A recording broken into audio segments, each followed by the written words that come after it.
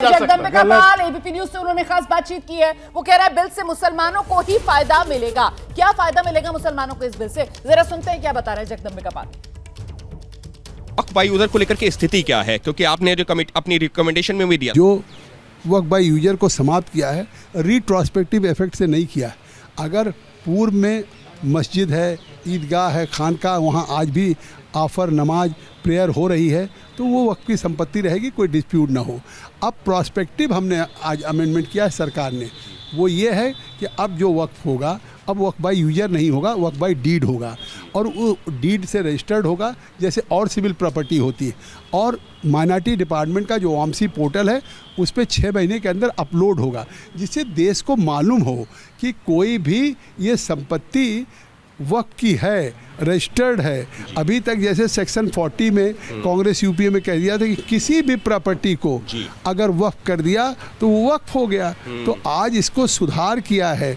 ये ऐतिहासिक बिल होगा। आज इस वक्फ का अब फ़ायदा गरीब, पसमानदा, मुस्लिम खवातीन या बच्चों को, आर्फन को मिलेगा।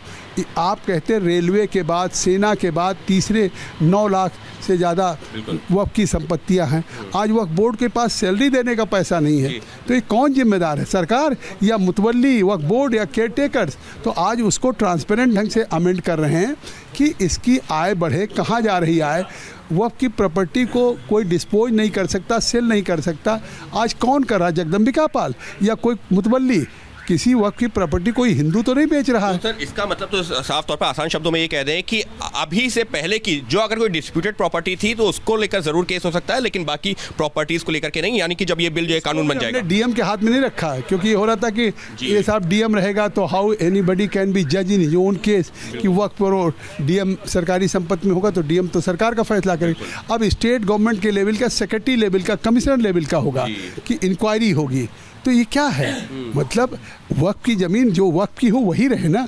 अगर गवर्नमेंट की प्रॉपर्टी है, अगर किसी की और प्रॉपर्टी है तो फिर उसको कम से कम असरटेन होना चाहिए कि वक्फ की है कि गवर्नमेंट की है, किसकी प्रॉपर्टी। आप क्या बताना चाहेंगे? आपकी कमेटी के जो हमको 2-3 जो है मुख्य सुझाव याद आ रहे हैं, उसमें जो यही था कि एक तो वक्फ बाय यूजर था, दूसरा कलेक्टर को लेकर के था, तीसरा मुसलमान को लेकर के। 1-2 पॉइंट्स और जो आपके लिहाज से महत्वपूर्ण रहे हैं जो कि इस बिल में शामिल किए गए। आप एग्रीव्ड हैं, आपकी लैंड हो, किसी की गवर्नमेंट की हो, तो वो हाई कोर्ट अपील में जा नहीं सकता था, सुप्रीम कोर्ट जा नहीं सकता था। तो आज एक तरह से संविधान के परिप्रेक्ष्य में तो ये फैसला अमेंडमेंट सही है ना कि देश की कोई चीज़ हो तो कम से कम न्यायालय तो एक इंडिपेंडेंट है ना।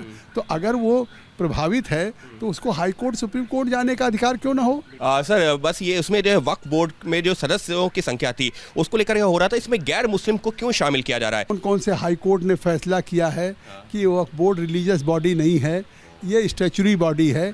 स्टैचुरी बॉडी वक्फ की प्रॉपर्टी की देखभाल के लिए है, तो उसमें कोई रह सकता, अधिकारी रह सकता, नॉन मुस्लिम रह सकता, उससे और फेयर होगा, ट्रांसपेरेंट होगा।